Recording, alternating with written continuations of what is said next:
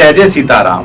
राम नाम की महिमा जितनी महान है उतनी ही दिव्यता है सीता नाम में भी। इसलिए रामनवमी की भांति ही हम लोग सीता नवमी महोत्सव को मनाएं। माँ जानकी जिन्होंने जनक जी के जीवन में प्रकाश दिया और प्रभु राम की कथा को विकास दिया, दुष्ट रावण को विनाश दिया और लवकुश को संस्कार दिया।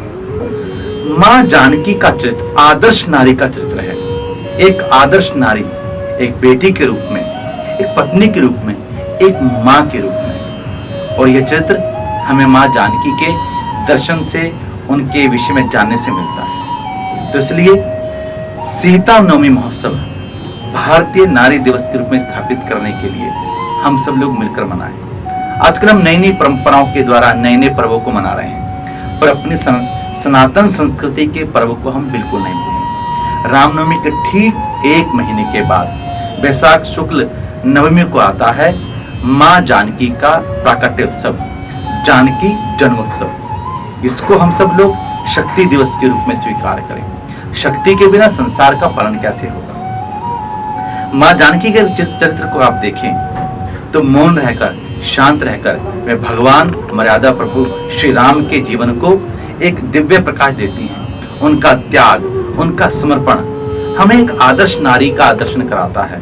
अगर प्रभु राम पुरुषों में पुरुषोत्तम हैं तो उसी प्रकार से माँ भगवती जानकी नारियों में सर्वोत्तम है। बेटी माँ है, बेटी बहन है, बेटी से है सृष्टि सारी, क्योंकि बेटी आधार है सृष्टि का। इसलिए माँ जानकी जो लक्ष्मी स्वरूपा है वह राम के साथ अवतार लेती हैं सीता के रूप में, और अपनी लीलाओं के द्वारा, अपने चरित्र के द्वारा इस संसार को संदेश देती हैं कि सात्विकता क्या है, पवित्रता क्या है। वो भगवती हैं स्वयं, पर अपने जीवन के आदर्श के द्वारा और राम के प्रति समर्पण के द्वारा वे हमको सिखलाती हैं एक नारी शक्ति की मर्यादा और उसकी शक्ति को। राष्ट्र मंदिर, विश्वकर्मा आश्रम और त्रिवेणी समिशन ये प्रयास कर रहा है कि हम लोग माँ भगवती के इस उत्सव को जन जन मानस तक लेके जाएं। ये उत्सव पूर्वांचल, मिथिलांचल, नेपाली कुछ क्षेत्रों में विशेष रूप से मनाया जाता है, पर यह उत्सव हर एक भारतीय का उत्सव हो। पूरे विश्व में जहां भी भारतीय रहते हो वो रामनवमी की भांति सीता नवमी महोत्सव को भी मनाएं, जिससे शक्ति का जनजागरण हो, संपन्नता, श्री की स्थापना हो। क्योंकि शक्ति के बिना आप इस संसार के संचालन का कैसे विकास कर सकते हैं, ये विचारणीय है। इसलिए हम लोग जनकपुर जो नेपाल में माँ जानकी की जन्मभूमि है, तो यह त्रिवेणी की सत्संग यात्रा जाएगी।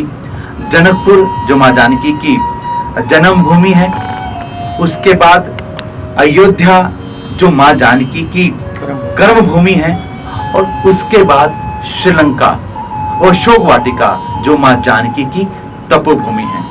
इन तीनों जगह जाकर माँ जानकी को प्रणाम किया जाएगा, उनके चरित्र से सीखा जाएगा और समाज में प्रेषित किया जाएगा कि एक नारी की शक्ति कितनी है। वो केवल अबला नहीं, वो सबला है, वो संपूर्ण है, वो सृष्टि की कर्ता है, और भगवती और भगवान का दोनों का समन्वय ही इस सृष्टि को चलाता है।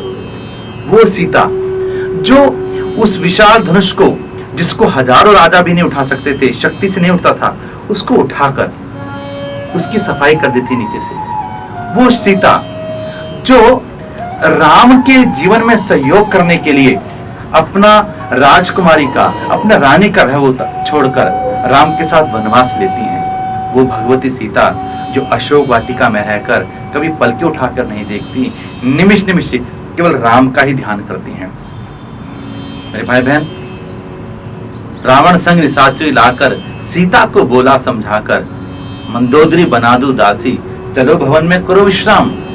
साम दाम दंड भेद से रावण सीता जी को अपनाना चाहता है, पर माँ जानकी ने तृणधर ओट कहत वेदे ही, एक तिनके की ओट में कह दिया, रावण तेरा सारा यश, शक्ति, संपन्नता, ऐश्वर्य मेरे सामने तिनके के समान है। बस मुझे मर्यादा पुरुषोत्तम भगवान श्री राम की लीला में सहयोग करना है। यही भगवती का आदर्श है। श्री हनुमंत लाल जी महाराज, जिनकी दिव्य शक्तियों का हम वर्णन नहीं कर सकते, उनको भी माँ जानकी से वो शक्तियां मिली हैं। अष्ट सिद्धि नवनिधि के दाता, असबर दीन जानकी माता।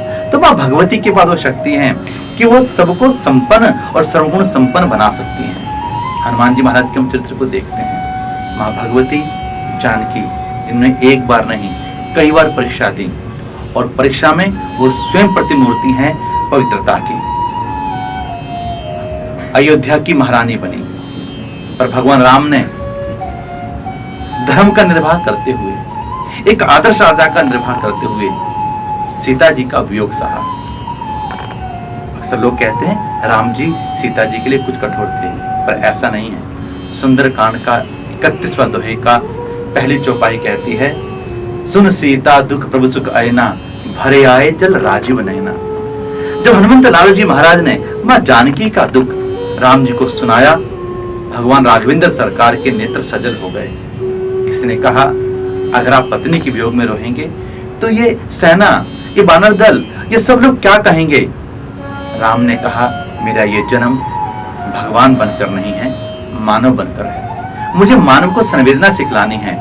अगर सीता के नेत्रों में नित्य मेरे प्रति अश्रु हो सकते हैं, तो सीता की संवेदना के एक आंसू मेरे नेत्र में भी हो सकता है। विचार करें, जो सीता जी की संवेदना सुनकर इतने सजल हो गए हों, द्रवित हो गए हों, ऐसे भगवान राम ने जब सीता जी का त्याग किया होगा तो उनको कितना विरह दुख हुआ होगा।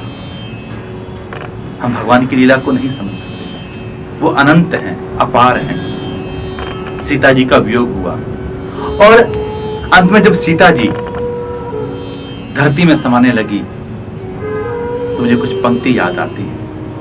धरती में समाती हुई जानकी ने श्री राम से एक बात कही, हे राम, आज मेरे वियोग के बाद दुनिया आपको बहुत कुछ कहेगी।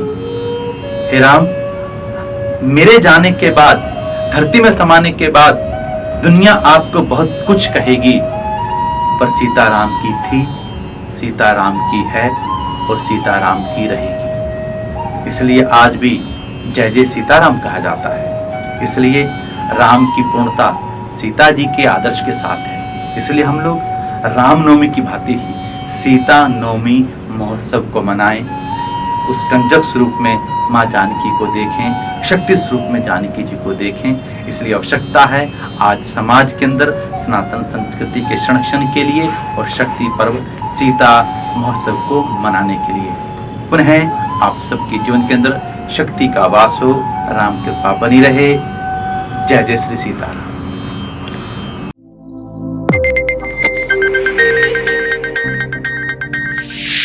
You are watching Sonotech video.